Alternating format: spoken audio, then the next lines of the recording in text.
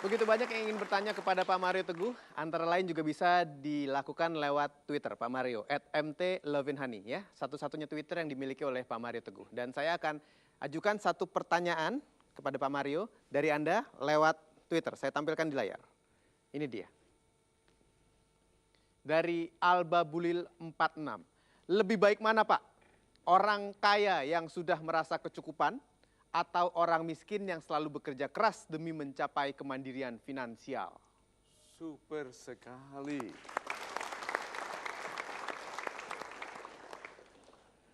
Orang kaya yang sudah merasa kecukupan, apa yang dilakukannya?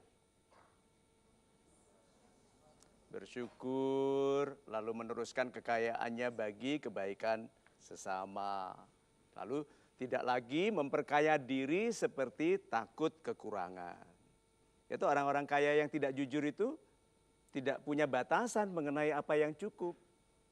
Nah, orang yang mengenali enough is enough, biasa dikatakan dalam kemarahan, tapi bayangkan kalau katakan enough is enough dalam kedamaian.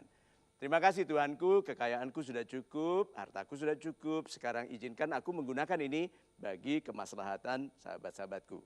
Yang kedua, yang pertama. Yang kedua, orang miskin yang bekerja keras untuk membangun kemandirian finansial. Apakah itu baik? Baik. Itu seyogianya memang. Kalau kaya, anggun, menyantuni sesama. Kalau miskin, tidak menghujat orang kaya, lalu membangun kemandirian finansial. Orang yang membenci kekayaan, itu menjauhi kekayaan. Karena orang yang membenci kekayaan dan orang kaya tidak bisa belajar cara memperkaya diri. Karena dia tidak mau dengar orang kaya. Membenci apapun yang sifatnya kaya. Lihat temannya pergi ke luar negeri, pamer. Padahal umroh. Gitu? Nah, sahabat-sahabat saya yang baik hatinya, berarti kalau begitu tergantung dari sudut pandang. Dari manapun Anda berangkat, kalau tujuannya bagi kebaikan sesama, Anda tidak mungkin rugi. Orang terpaksa kaya itu karena memperkaya orang lain. Coba sekarang, Mas Ilbram, ini telepon saya. Anda pegang. Nih, saya tidak punya telepon. Lalu kelihatan Anda sangat membutuhkan telepon. Oke, lalu saya bilang gini. Ini katakan saja seandainya Mas Ilbram orang baik, ya. Dermawan. Dermawan, oke? Lalu saya bilang, aduh, ini Mas Ilbram mendengar. Aduh, seandainya aku punya telepon, ya, aku mau berikan ke dia. Ayo, apa yang Mas Ilbram lakukan? Saya kasih Pak. Nih. Baru saya berikan kepada Anda. Nih. Ini pura-pura loh ya. Lagi, nah sekarang, udah. Sekarang. Berarti orang yang tidak punya, tetapi ingin memberi, akan dijadikan punya. Tuh, Tuhan itu begitu. Orang bilang gini, Tuhanku kalau aku punya uang, nanti aku akan dermawan. Tidak diberi-beri karena Tuhan belum melihat buktinya. Tapi kalau dia sudah membersihkan pekarangan di samping, sudah mulai cari bambu, ada bambu enggak yang enggak dipakai sini? Aku butuh 4, kenapa? Untuk buat tiang tenda. Kenapa? Aku mau buat pusat pengobatan untuk tukang becak yang tidak bisa beli obat.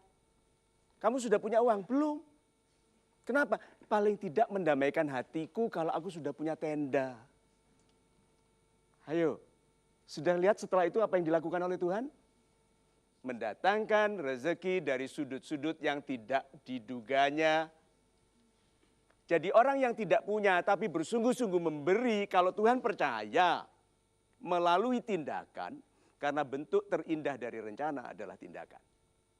Nah, tindakannya ada. Tuhan bilang ini rencananya nyata, diberikan melalui Mas Ilbram, melalui siapapun. Itu. Jadi kalau begitu jangan hanya berdoa akan, tetapi lakukan sesuatu. Walaupun Anda belum punya, beri. Supaya Anda diberi. Itu. Baik, kita lanjutkan lagi. Masih ada pertanyaan, masih dari Twitter, @mtlovinhani. Satu lagi pertanyaan dari Twitter, saya tampilkan di layar. @vianpiri, apakah batasan dikatakan mandiri secara finansial? Bersyukur atas apa yang ada, mengumpulkan sebanyak-banyaknya atau tidak ada batasan? Terima kasih. Super sekali, kita tepuk tangan dulu. sahabat-sahabat saya yang baik hatinya. Apakah waktu Anda bekerja itu untuk mampu membiayai kehidupan Anda sekarang saja atau sampai ke masa depan? Masa depan. Oke, sekarang. Apakah kita dengan menua menjadi memampu? Bukan belum tentu, memang tidak. Menua saja menjadikan kita lemah secara mental, lemah secara fisik, dan lemah secara ekonomi. Jadi harus ada yang meng-offset. Ini ya, ini penuaan. Ini penuaan. Anda jadi orang tua itu pasti melemah. Apakah Anda membangun kemampuan membiayai kehidupan? Itu yang meng-offset, istilahnya yang menyeimbangkan. Nah, jadi orang yang bekerja hanya untuk hari ini. Kan ada orang yang bekerja untuk hari ini, masa depannya menderita. Berapa banyak orang, terutama yang datang dari dusun. Kalau bekerja begitu sudah punya uang, pulang kampung sampai uangnya habis, baru cari pekerjaan lagi. Ayo, berapa banyak di antara kita kalau punya uang untuk dinikmati segera dan habis? Dan lebih banyak orang sekarang belum punya uang, sudah belanja menggunakan kredit card. Hayo. Jadi sebetulnya menua itu menjadikan kita lemah, itu sebabnya kita harus menjadi pribadi yang lebih mampu sebagai insan yang mandiri secara finansial. Itu. Jangan kemana-mana, pastikan Anda tetap menyaksikan Metro TV. Kami akan segera kembali tentunya di Mario Teguh, Golden Ways. Hanya orang yang minder dengan yang dimilikinya yang pamer.